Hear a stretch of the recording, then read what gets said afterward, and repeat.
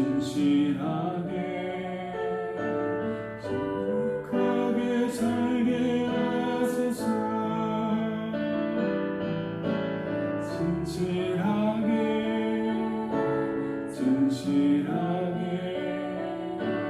거룩하게 살게 하소서.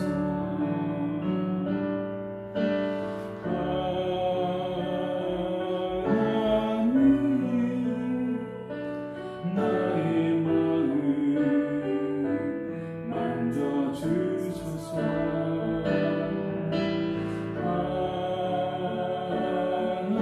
하나님 나의 영혼 새롭게 하소서.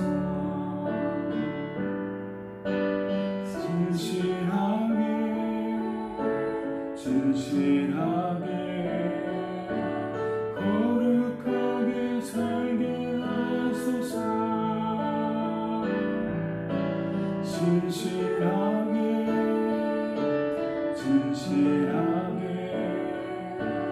거룩하게 살게 하소서.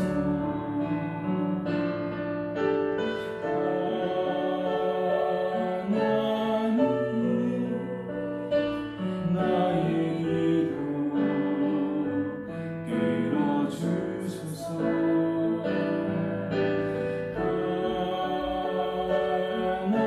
하나님 주의 길로 인도하소서. 우리 눈을 들어서 주님을 바라보기 시작할 때 우리 신앙의 삶, 일상의 삶은 새로워질 거라 믿습니다. 이 시간에 우리의 마음의 눈을 주께로 향하면서 이 찬양 같이 하시겠습니다.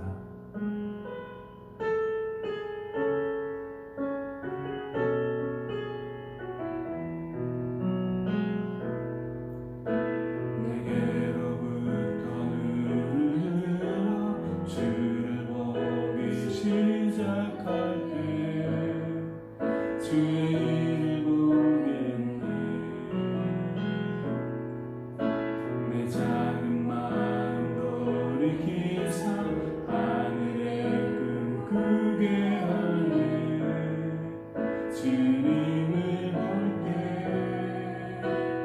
모든 시선을 주님께 드리고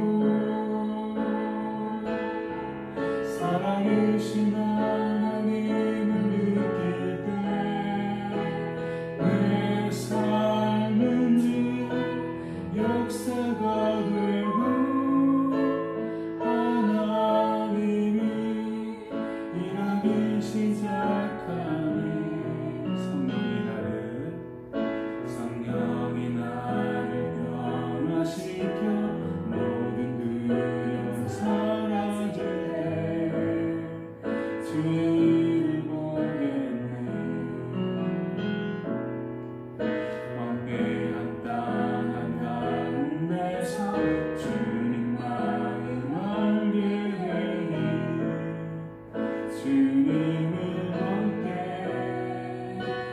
모든 시선을 주님께 드리고 살아계신 하나님을 느낄 때 세상은 주의 나라가 되고 하나님은 일하기 시작하네.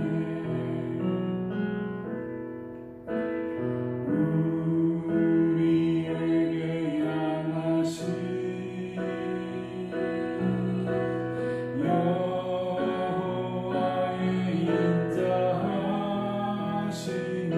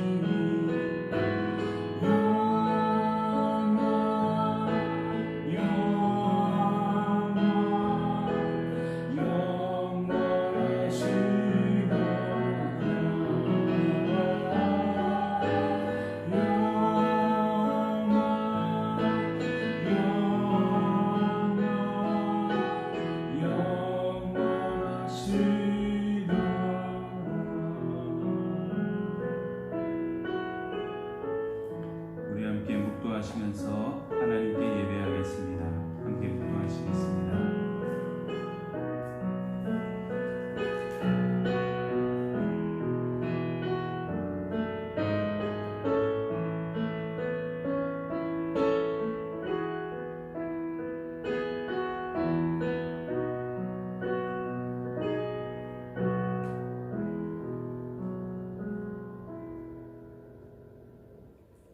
하나님이 세상을 이처럼 사랑하사 독생자를 주셨으니 이는 그를 믿는 자마다 멸망하지 않고 영생을 얻게 하려 하십니다. 하나님이 그 아들을 세상에 보내신 것은 세상을 심판하려 하심이 아니요 그로 말미암아 세상이 구원을 받게 하려 하심이라. 아멘.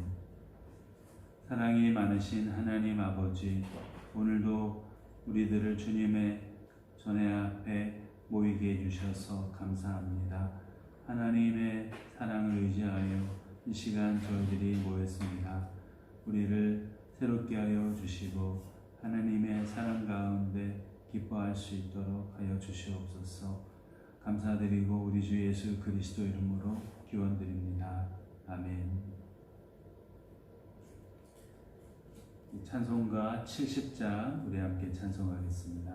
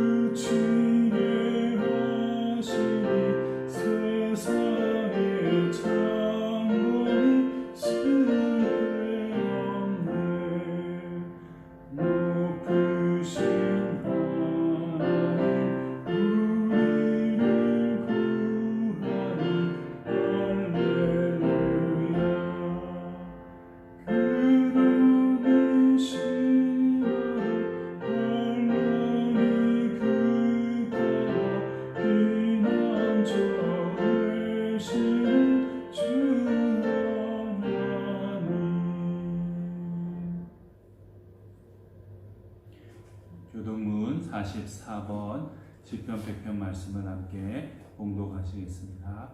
우리 다 함께 이 말씀을 봉독하도록 하겠습니다. 온 땅이여 여호와께 즐거운 찬송을 부를지어다. 기쁨으로 여호와를 섬기며 노래하면서 그의 앞에 나아갈지어다. 여호와가 우리 하나님이신 줄 너희는 알지어다. 그는 우리를 지으시니요 우리는 그의 것이니 그의 백성이요 그의 기르시는 양이로다. 감사함으로 그의 문에 들어가며 찬송함으로 그의 궁정에 들어가서 그에게 감사하며 그의 이름을 송축할지어다. 여호와는 선하시니 그의 인자하심이 영원하고 그의 성실하심이 대대에 이르리로다. 아멘. 우리 신앙을 사도신경으로 고백하겠습니다. 나는 전능하신 아버지 하나님 천지의 창조주를 믿습니다. 나는 그의 유일하신 아들 우리 주 예수 그리스도를 믿습니다. 그는 성령으로 잉태되어 동정녀 마리아에게서 나시고 본디오 빌라도에게 고난을 받아 십자가에 못 박혀 죽으시고 장사된 지 사흘 만에 죽은 자 가운데서 다시 살아나셨으며 하늘에 오르시어 전능하신 아버지 하나님 우편에 앉아 계시다가 거기로부터 살아있는 자와 죽은 자를 심판하러 오십니다. 나는 성령을 믿으며 거룩한 공교회와 성도의 교제와 죄를 용서받는 것과 몸의 부활과 영생을 믿습니다. 아멘. 우리 찬송가 96장 함께 찬송하겠습니다.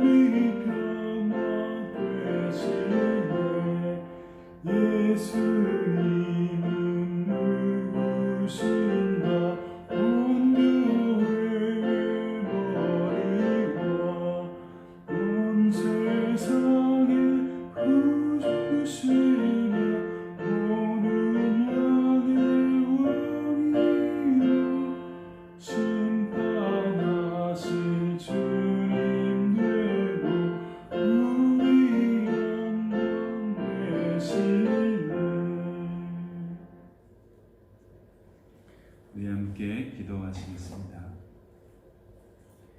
사랑이 많으신 하나님 아버지 감사합니다. 지난 한 주간 동안에도 여러 가지 많은 일들이 있었지만은 그런 가운데서도 하나님께서 보호하여 주시고 선하게 인도하여 주심을 감사합니다. 하나님 아버지, 때때로 우리들 부족한 가운데서 주님이나 또 사람들을 힘들게 하고 아프게 할 때도 있었습니다. 그런 우리의 허물과 잘못을 다시금 주 앞에 고백하오니 용서하여 주시옵소서. 하나님의 말씀으로 우리를 새롭게 해주시고 하나님의 사랑, 예수님의 사랑이 얼마나 깊고 크신지 다시 알 수 있도록, 확신할 수 있도록 해주셔서 세임 얻게 하시고 주님을 더욱 높이 찬양하는 우리가 되게 하여 주시옵소서. 하나님 아버지, 사랑하는 성도들과 또 가족들을 주님께서 기억하여 주시고 지금까지 보호하시고 인도하여 주셨던 것처럼 앞으로도 늘 주님의 사랑의 손으로 붙잡아 주셔서 험난한 인생길을 가는 동안에도 쓰러지지 않도록 해 주시옵소서. 날마다 하나님의 보호하심과 사랑을 느끼고 경험하고 고백하며 살아가는 성도들과 가족들 되게 해주시고 모든 가족들이 다 하나님을 알고 예수 그리스도를 고백하며 사는 믿음의 가정이 이룰 수 있도록 해주시옵소서. 부족한 것들을 채워주시고 연약한 것들을 강건하게 해주시며 병든 것들을 치료해 주시기를 원합니다. 막혀져 있던 삶의 길들이 열릴 수 있도록 해 주시옵소서. 특별히 연로하신 부모님들과 사랑하는 가족들 어느 곳에 있든지 눈동자와 같이 지켜주시고 하나님의 사랑 가운데서 보호하여 주시옵소서. 세계 곳곳에 여러 가지 형편 가운데서 고통당하는 사람들, 주님을 알지 못하여 신음하는 사람들 긍휼히 여겨주시고 그들의 고통에서 해방되게 하시며 주님의 사랑을 깊이 느끼고 확신하며 살아 천국의 사람으로 소망 가운데 살아가는 역사 있도록 해주시옵소서. 이 시간에도 저희가 드리는 모든 것 가운데 함께하여 주시고 영광을 받아 주시옵소서. 감사드리고 우리 주 예수 그리스도 이름으로 기도드립니다. 아멘.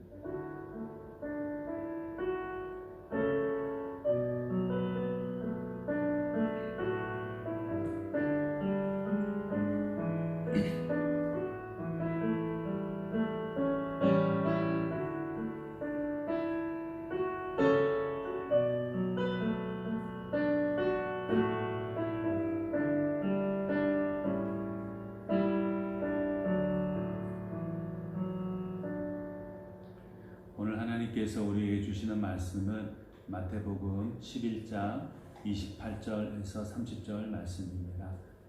우리 이 말씀을 함께 봉독하겠습니다. 수고하고 무거운 짐진 자들아 다 내게로 오라. 내가 너희를 쉬게 하리라. 나는 마음이 온유하고 겸손하니 나의 멍에를 메고 내게 배우라. 그리하면 너희 마음이 쉼을 얻으리니 이는 내 멍에는 쉽고 내 짐은 가벼움이라 하십니다. 아멘. 오늘은 이 말씀을 통해서 우리가 사랑하고 믿는 예수님은 누구실까? 이런 것에 대해서 한번 생각해 보려고 합니다.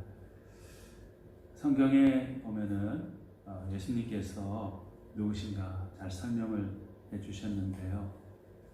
여러 가지 예수님의 사랑에 대해서, 예수님에 대해서 우리가 고백하고 표현해 볼 수 있겠습니다. 오늘은 그 가운데서 몇 가지를 성도님들과 나누어 보려고 합니다. 먼저 우리 예수님은 우리에게 먼저 찾아오셔서 우리를 불러주시는 그런 분이십니다. 초청해 주시는 그런 우리 예수님이죠. 보통 우리들이 신앙생활 하면서 많이 이렇게 입으로 이렇게 고백하거나 내뱉는 말들이 있습니다. 주여 하는 말이죠. 주여, 주님, 하나님 이런 말들 우리 많이 입으로 되뇌임을 합니다. 우리가 생활 가운데서 하나님을 찾고 예수님을 찾고 또 예수님을 부르고 그러는 것 같지만은 실상 거슬러 올라가서 따지고 보면은 우리가 먼저 예수님을 찾고 우리가 먼저 예수님을 부르기 전에 예수님께서 먼저 우리를 찾아오셨고 예수님께서 먼저 우리를 사랑 가운데서 불러주셨다는 것을 잘 알 수 있어요. 성경에 그런 예들이 아주 많이 등장하고 있습니다. 창세기에 보면은 맨 먼저 나오는 사람 아담과 하와 이야기가 있죠. 그런데 아담과 하와가 하나님께 잘못을 했어요. 하나님께서 하지 말라고 한 행동을 해서 죄를 짓게 되었죠. 그래서 두려움 가운데서 아담과 하와가 숲을 가운데 숨게 됩니다. 하나님을 뵐 면목이 없고 두려움 속에 사로잡혀서 숨어간 거죠. 그런데 하나님의 이름을 부르거나 하나님을 찾을 엄두를 못 내고 있던 그 아담과 하와에게 하나님께서 먼저 찾아가셨어요. 그리고 하나님께서 먼저 아담아 내가 어디 있느냐 이렇게 불러주셨어요. 아담은 하나님을 피해서 두려움 속에 숨어 있었지만은 하나님은 아담을 하와를 먼저 찾아가 주셨고 그들을 불러주셨어요. 다시금 하나님의 사랑 안으로 초청해 주신 것입니다. 이런 먼저 찾아가 주셨고 또 그들을 불러주셨던 하나님의 사랑이 있었기 때문에 아담과 하와는 다시 회복된 사람으로서 하나님이 손수 지어주신 가죽옷을 입고 나름대로의 행복과 하나님의 은총을 누리면서 남은 여생을 살아갈 수가 있었습니다. 먼저 찾아오셔서 우리를 불러주신 하나님의 사랑 때문에 가능했던 일이죠. 에스겔서 37장 1절에서 6절에 보면은 에스겔이 본 환상 이야기가 나옵니다. 하나님께서 에스겔을 어느 골짜기로 이끄셔서 거기에 있는 많은 뼈들을 보게 됩니다. 뼈가 마치 산을 이루듯이 많이 그곳에 널려 있었죠. 생명을 다 잃어버린 것입니다. 생명이 담겨 있는 호흡도 잃어버리고 그를 아름답게 보여주었던 그 외모 그런 것도 다 사라져 버렸죠. 살도 썩고 피도 다 말라버리고 힘줄과 근육도 다 없어져 버린 채로 하얀 누런 그런 백골로 남아있는 무리들이 그것에 가득 차 있었던 거죠. 희망이 전혀 없는 것입니다. 그런데 하나님께서 그 마른 뼈들이 산을 이루고 있는 그 골짜기로 찾아가셔서 그들을 부르시고 그들에게 생기를 불어넣어 주시고 뼈와 살을 입혀주시고 힘줄이 돋게 하시고 하나님의 군대로 서게 하셨죠. 마른 뼈다귀와도 같은 그들이 죽음의 골짜기에서 말라 없어져 버려야만 했던 그들이 누구 때문에 다시 새로운 생명으로 일어났습니까? 바로 먼저 찾아가셔서 그들을 불러주신 하나님의 사랑, 주님의 사랑 때문에 그렇게 된 수가 있었죠. 그 사랑이 그들을 살렸고 오늘의 우리도 살려주실 수 있습니다. 신약에 들어와도 예수님의 그런 사랑의 모습들이 많이 나와 있죠. 마태복음 4장 17절 말씀에 보면은 이때부터 예수께서 비로소 전파하여 가라사대 회개하라 천국이 가까이 왔다 이렇게 주님께서 말씀하셨습니다. 누구도 예수님 곁에 예수님을 만나러 찾아오지 않았어요. 처음에는 아무도 찾아오지 않았고 예수님의 말씀을 들으려고도 하지 않았습니다. 그러나 예수님이 먼저 그들을 찾아가셨죠. 거들떠보지도 않는 자신을 거들떠보지도 않는 그 사람들을 예수님이 먼저 찾아가셔서 그들을 불러주셨어요. 그리고 나에게로 오라고 초청해 주신 것입니다. 그 부르심 때문에 그 예수님이 먼저 찾아가신 때문에 사람들이 천국에 대한 소망을 다시 갖게 되었고 하나님의 자녀로 다시금 거듭나고 훈련되어지는 역사들이 일어날 수 있었죠. 먼저 찾아가 주시어서 그들을 부르시고 초청하시는 예수님 때문에 가능했다. 제자들을 부르신 이야기도 똑같은 맥락이죠. 고기잡이를 하고 있던 그 어부들 베드로와 안드레, 야고보와 요한 그들의 생업의 터전에 예수님이 찾아가셔서 그 해변가에서 강변에서 고기잡이를 하고 있던 사람들에게 나를 따라오너라 내가 너희로 사람 낚는 어부가 되게 하겠다 말씀하시고 그들을 제자됨의 자리로 초청해 주셨어요. 찾아가 주심과 불러주심 때문에 그 평범하게 그지 없었던 네 사람의 어부는 예수님의 신실한 제자로서의 발걸음을 내디딜 수가 있었던 것이죠. 본문에도 예수님께서 말씀하셨죠. 내게로 오라 하셨어요. 권유하는 거죠. 또는 명령하는 겁니다. Come to me 이렇게 되어 있거든요. 나에게로 오라. 예수님께로 갈 생각이 없는 사람도 갈까 말까 망설이는 사람들 그런 사람도 있겠지만은 누구든지 예수님은 먼저 그들에게 찾아가셔서 그들을 초청하여 불러주십니다. 그리고 하나님의 사람이 되게 해주십니다. 이게 바로 우리 예수님이시죠. 이분이 바로 우리의 구세주 예수님이십니다. 예수님은 오늘도 우리에게 찾아오셔서 우리를 불러주셔요.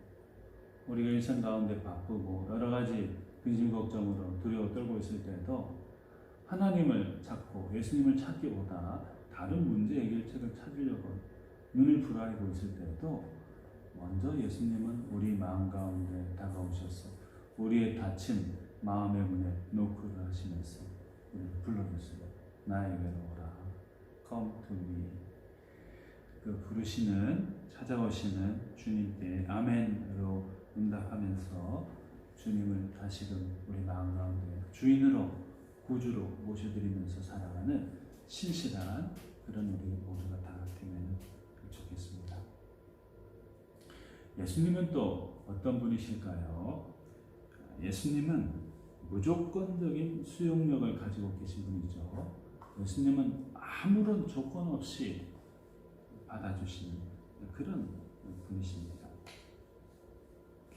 28절, 오늘 우리가 읽은 28절 중반절에 보시면은 다 내게로 오라 이렇게 말씀하셨어요. 나에게로 오십시오 이렇게 초청하시면서 다 이렇게 앞에 전제를 두고 계세요. Come to me, all you 이렇게 돼 있거든요. 누구든지 나에게로 오라. 제한이 없는 것이죠. 어떤 사람은 예수님께 가면 환영을 받고 어떤 사람은 천대를 받는 그런 게 아니죠. 아무 조건이 없어요. 누구든지 다 나에게로 오라. 조건 없이 예수님은 사람들을 불러주셨어요. 현재의 모습이 온전하지 않더라도 심지어 상처투성이고 죄투성이라 하더라도 예수님은 아무런 조건 없이 그들을 받아줘요. 사람들은 어떤 조건을 내걸고 그 조건에 부합한 사람들만 선택하죠.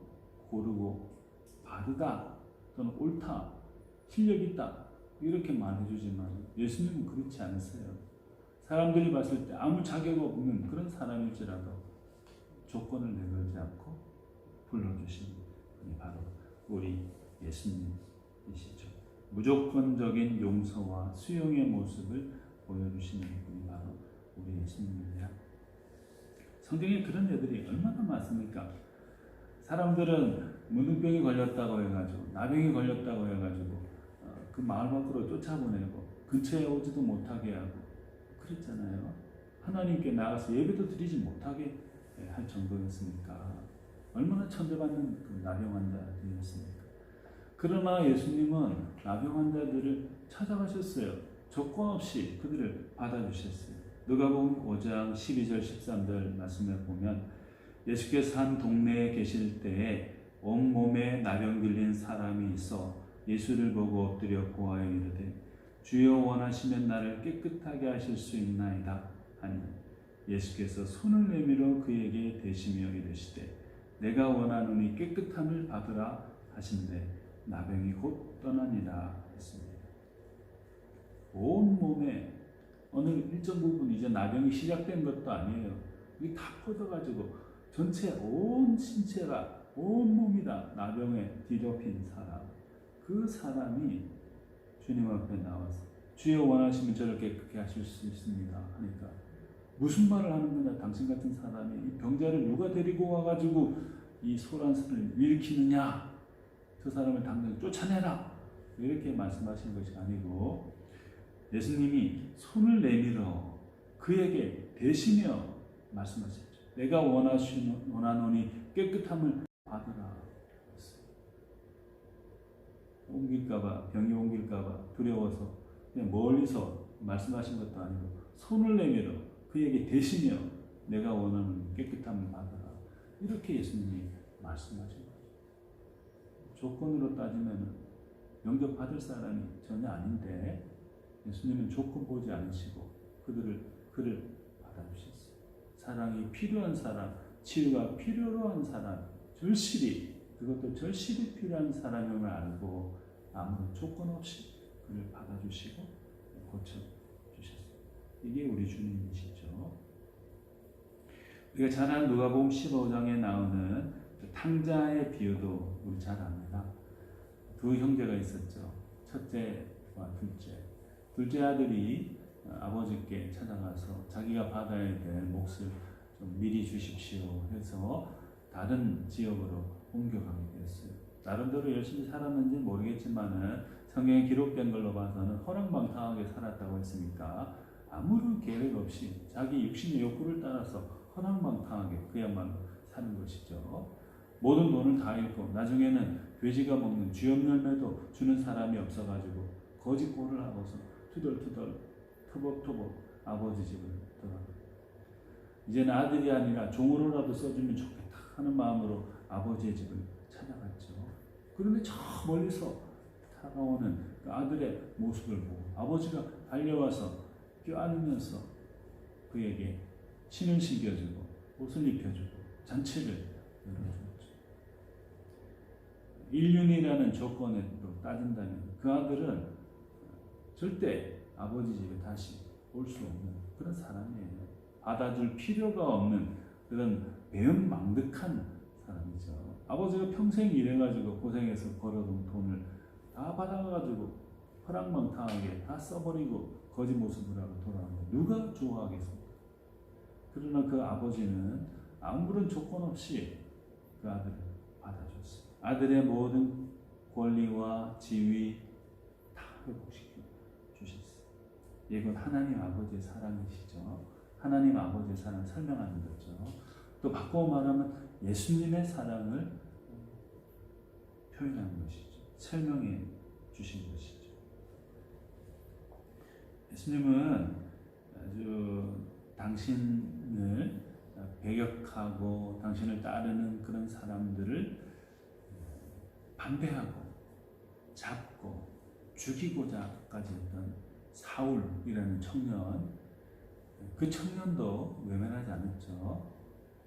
다메섹으로 가서 예수 믿는 사람들을 잡아야 되겠다라고 생각하면서 길을 떠났던 그 사울을 다메섹으로 가는 그 길에서 예수님이 만나 주셨어요. 그리고 그에게 새로운 눈을 뜨게 하시고 사도로서 예수님을 반대하는 사람이 아니라 예수님을 증거하는 사람으로 변화될 수 있도록 인생의 전환점을 만들어 주셨어요. 그런 나쁜 사람이죠. 그런 나쁜 사람을 누가 받아주겠어요? 예수님 받아주셨어요. 그냥 조건을 걸지 않았어요. 조건 없이 사울을 받아주셔서 그를 품어주시고 너는 나를 박해하지만 나는 너를 사랑한다. 나를 전하는 사람으로 너를 세운다. 이방의 빛으로 세운다라고 주님이 말씀하시고 그를 영접해 주셨어요. 요한계시록 2장에도 그런 류의 말이 있죠. 에베소 교회가 처음 사랑을 잃어버리고 방황하게 되었던 것 같습니다. 그때 예수님께서 그들에게 가셔서 너희가 첫사랑을 잃어버렸다. 어디서 잃어버렸는지 살펴보고 돌이키라고 예수님께서 권면해 주셨죠. 그것 또한 무조건적인 사랑, 무조건적인 수용이죠. 왜 내가 너희들에게 은혜를 줬는데 그 은혜를 다 잃어버리고 지금 그런 모습으로 살아가고 있느냐. 조건을 따지면서 책망하고자 했다면 에베소 교회는 망해버려야 되죠. 그러나 예수님은 조건을 세우지 않으시고 그들을 다시 회복할 수 있도록 은혜를 더하여 주셨어요. 또 그 문제를 자기들이 경험하고 있는 문제를 깨닫게 하시고 해결할 수 있는 방법도 알려주셨죠. 이것이 우리 주님의 사랑, 우리 예수님의 모습입니다. 예수님은 또 자기를 조롱하며 죽이는 사람들도 다 용서해 주셨죠. 채찍질하고 침뱉고 욕하고 창으로 찌르는 사람들 다 용서해 주셨죠. 도리어 그들을 위해서 하나님 아버지께 대신해서 중보해서 기도해 주셨어요. 조건 없는 사랑으로 다가오시는 분이 바로 우리 예수님이십니다. 우리도 신앙생활을 짧게 했건 길게 했건 간에 따지고 보면 얼마나 부족한 게 많습니까? 하나님을 향해서도 예수님을 향해서도 성도를 향해서도 이웃을 향해서도 또 가족들을 향해서도 얼마나 부족한 것들이 많습니까? 하나님 앞에 사람 앞에 뜨거운 그런 것도 얼마나 많습니까? 그런 것들을 조건을 따진다면 우리는 감히 하나님 앞에 예배를 드릴 수조차 없죠. 낯을 들고 사람들 앞에 나설 수도 없죠. 그러나 우리 주님은 우리의 연약함을 다 아시고 어떤 조건 없이 조건을 내세우지 않으시고 다시 우리를 영접해 주세요. 그리고 우리가 새로운 사람으로 다시 주 안에서 복되게 살아갈 수 있도록 도와주십니다. 이런 예수님 그 사랑을 우리가 잘 기억하도록 해야 되겠습니다. 또 우리 예수님의 그 사랑, 예수님은 어떤 분이실까요? 예수님은 사람들의 아픔을 아시고 이해해 주시는 그런 분이시죠. 사람들의 아픔을 아시며 이해해 주시는 긍휼의 주님이 바로 우리 예수님입니다. 긍휼이라는 말을 사전에 찾아보면은 가엾게 여겨서 돕는다 이런 말을 가지고 있어요. 그 사람의 현재의 모습이 그 몰골이 너무나 가엾게 여겨져 가지고 도와주고자 하는 마음, 그것이 긍휼의 마음이라 하는 것이죠. 예수님은 이런 가엾게 여기셔서 도와주시고자 하는 마음이 누구보다도 많으신 그런 사랑의 주님이시죠. 동병상련이란 말 있죠. 같은 병을 앓는 사람은 서로의 처지를 잘 헤아려 알 수 있고 그 처지를 걱정해 줄 수 있다 하는 의미를 담은 사자성어입니다. 우리 예수님도 사람의 모습으로 이 땅에 오셨기 때문에 사람들이 어느 면이 부족한지, 어느 면이 또는 잘못되어질 수 있는지, 또 어떤 것 때문에 아파하고 고민하고 고통스러워하는지 다 알고 계시죠. 본인께서도 다 경험해 보셨으니까. 그래서 히브리서에 보면은 4장 14절 15절에 보면은 우리에게 있는 대제사장은 우리의 연약함을 동정하지 못하실 리가 아니요 모든 일에 우리와 똑같이 시험을 받으신 이로되 죄는 없으시니라. 그러므로 우리는 긍휼하심을 받고 때를 따라 돕는 은혜를 얻기 위하여 은혜의 보좌 앞에 담대히 나아갈 것이니라. 이런 말씀이 있습니다. 우리의 대제사장이신 주님은 우리의 연약함을 동정하지 못하시는 분이 아니시다. 우리와 똑같이 시험을 받으신 이시기 때문에 우리의 아픔을 아시고 부족함을 아시고 우리를 불쌍히 여기셔서 도와주신 분이시다. 그렇기 때문에 때를 따라서 돕는 은혜를 얻기 위해서 그 보좌 앞에 담대히 나아갑시다. 이렇게 이제 권면하고 있죠. 예수님이 신약 성경에 보면은 2번 오셨다고 되어 있죠. 나사로가 죽은 것을 보시고 그 무덤가에서 오셨다 하는 기록이 있고, 예루살렘 입성을 하시면서 예루살렘 또는 주의 백성들이 보여주고 있는 그런 안타까운 모습들을 생각 떠올리시면서 눈물을 흘리셨다 하는 2번 오신 이야기가 있습니다. 이 눈물을 흘리신 이유도 다 긍휼 때문에 그렇죠. 저 사람들이 저렇게 죽어서는 안 될 텐데, 저렇게 살아서는 안 될 텐데 왜 저럴까 하는 마음 아파하는 그런 심정 때문에, 긍휼의 마음 때문에 눈물을 흘리신 것이죠. 회당장 야이로의 딸이 병들어 죽어갔을 때 그에게 가셔서 달리다금 소노야 내가 내게 말하노니 일어나 이렇게 말씀하신 것도 긍휼의 마음에서 비롯된 것입니다. 나인성 과부의 외아들을 살려주신 것도 긍휼의 마음 때문에, 사람들의 아픔을 이해하시고 아시는 주님이셨기 때문에 행해 주실 수 있던 그런 이야기들이죠. 본문 28절 상반절에 수고하고 무거운 짐진 자들아 말했어요. 나는 당신들이 얼마나 수고로운 삶을 살고 있는지, 무거운 인생의 짐을, 죄짐을 지고 가는지 다 알고 이해해준다. 다 이해하고 있다. 알고 있다. 그러므로 나에게로 오라. 주님이 그렇게 이제 사람들을 향해서 호소하시는 것이죠. 우리는 우리 연약함을 이제 숨기고 싶어 하죠. 우리의 결점이나 부족한 것들을 이렇게 드러내놓고 사람들에게 자랑하는 사람은 거의 잘 없어요. 힘들고 어렵지만은 안 힘든 척하고 우리가 약하고 그렇지만은 또 그렇지 않은 척하면서 가면을 쓰고 살아가는 경우들이 적지 않습니다.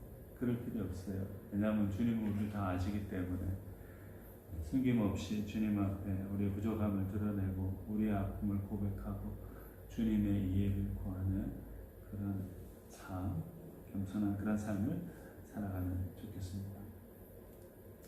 네 번째로 우리 예수님은 우리에게 쉼을 주시는 분이시죠.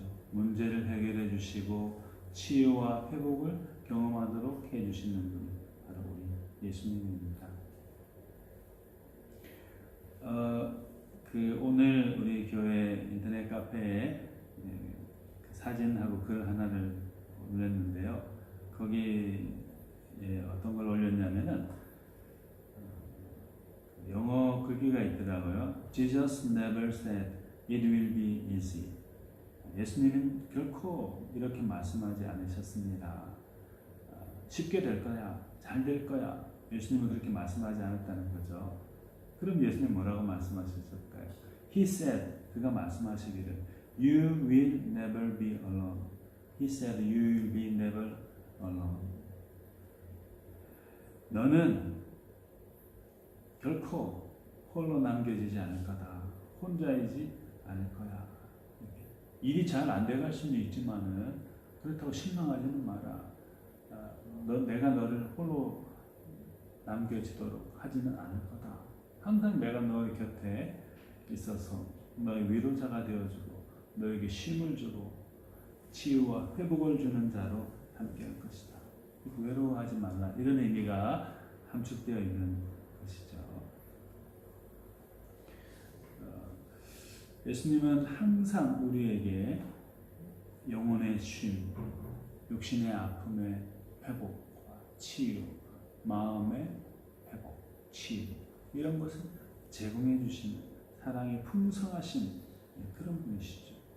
우리의 아픔을 다 이해해 주실 뿐만 아니라 그 아픔을 극복할 수 있는 충분한 쉼을 가질 수 있도록 해주시는 분입니다. 그래서 우리가 읽은 28절 그리고 29절 하반절에도 보면 수고하고 무거운 짐진 자들아 다 내게로 오라. 내가 너희를 쉬게 하리라.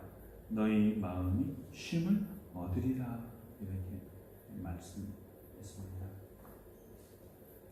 주님이 먼저 초청하셨어요. 누구든지 다 내게로 오라. 수고하고 무거운 짐을 지고 있는 사람이라 다 내게로 오라. 그러면 내가 너에게 쉼을 주겠다 말씀하셨습니다.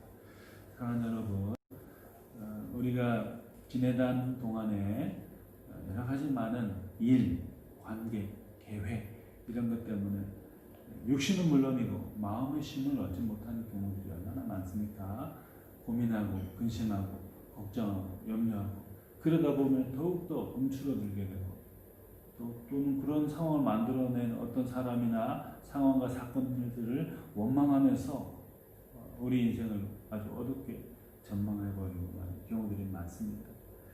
그럴 때 수고하고 무거운 짐진 자들아 다 내게로 오라. 내가 너희를 쉬게 하리라 하시는 주님의 이 말씀과 부르심과 초청을 우리가 기억하고 주님 앞에 나아가서 주님 주시는 쉼을 누리고 안식을 회복하는 그런 신실한 복된 삶을 살아가면 좋겠습니다. 우리 예수님은 또 우리에게 사명을 주시는 분이세요. 우리의 잘못된 생각들, 가치들을 새롭게 전환시키고 사명을 수행할 수 있도록 사명에 동참할 수 있도록 불러주시는 분이 바로 우리 예수님이세요. 29절 중반절 30절에 나의 멍에를 메고 그리고 이는 내 멍에는 쉽고 내 짐은 가벼움이라 이런 말씀이 있죠. 멍에는 짐승, 소나 말의 목에 막대기 같은 거를 씌워가지고 짐을 지도록 하는 그런 것이죠. 그렇게 생각하면 이 멍에 그 막대기, 무거운 짐을 지도록 도구 삼아서 자기에게 덧붙여주는 그 멍에 이것은 피해버려야 될 거예요. 절대 그 멍에를 매지 않도록 발구동을 쳐야 될 것이 바로 이 멍에입니다. 그러나 예수님이 참 이상한 말씀하셨어요. 나의 멍에를 메라 하시면서 내 멍에는 쉽고 내 짐은 가볍다 이렇게 말씀하셨어요. 멍에 자체가 힘든 건데 내 멍에는 쉽고 내 짐은 가볍다고 하셨어요.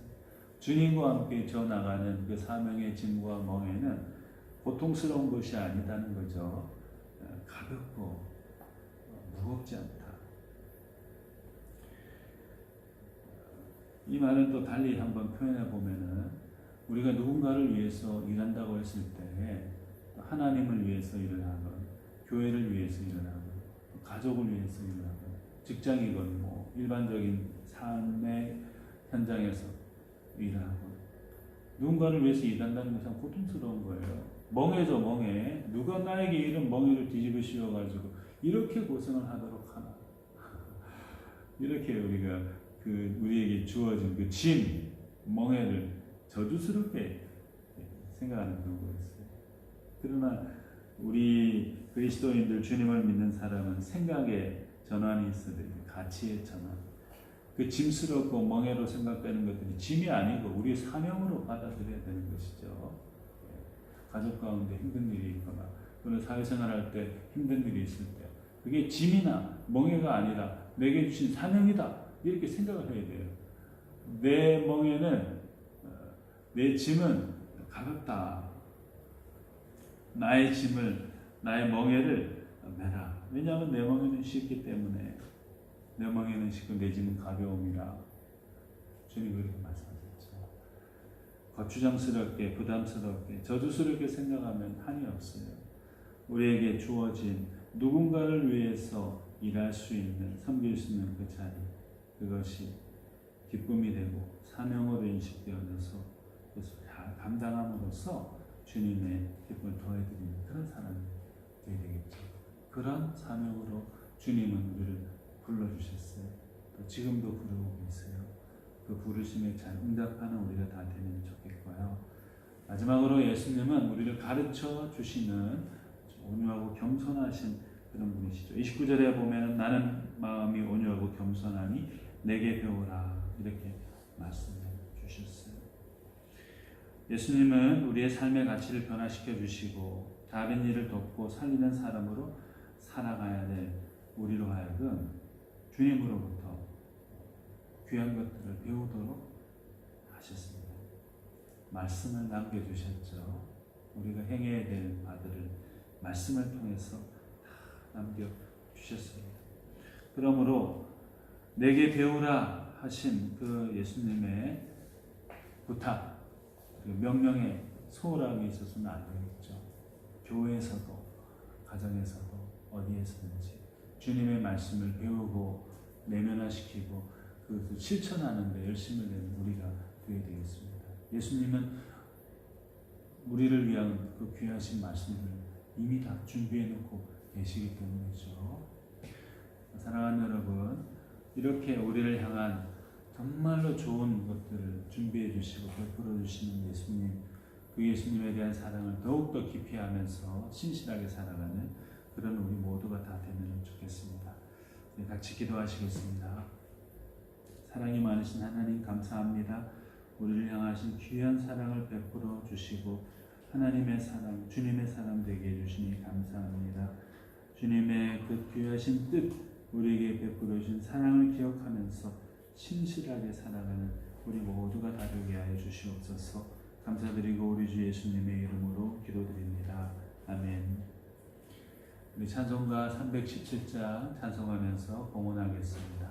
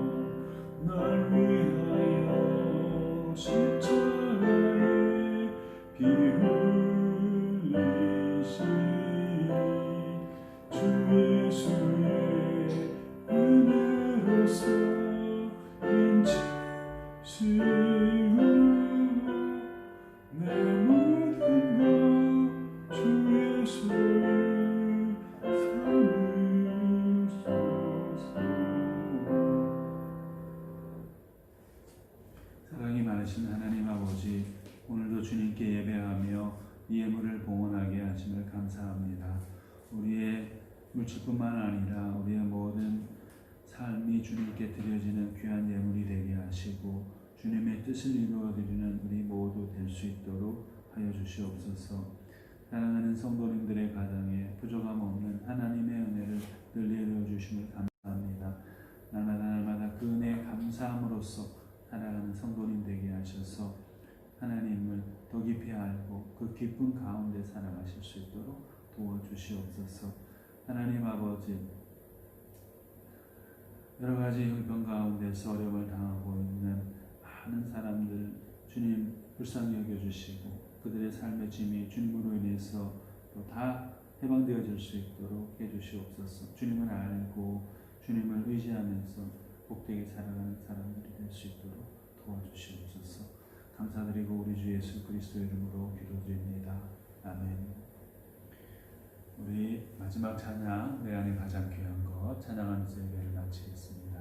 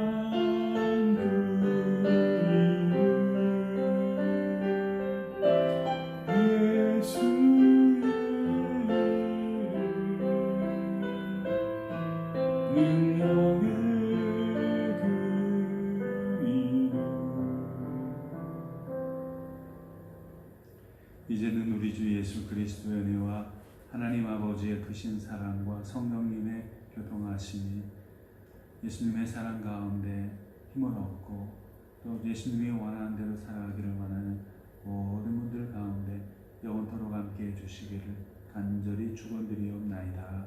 아멘.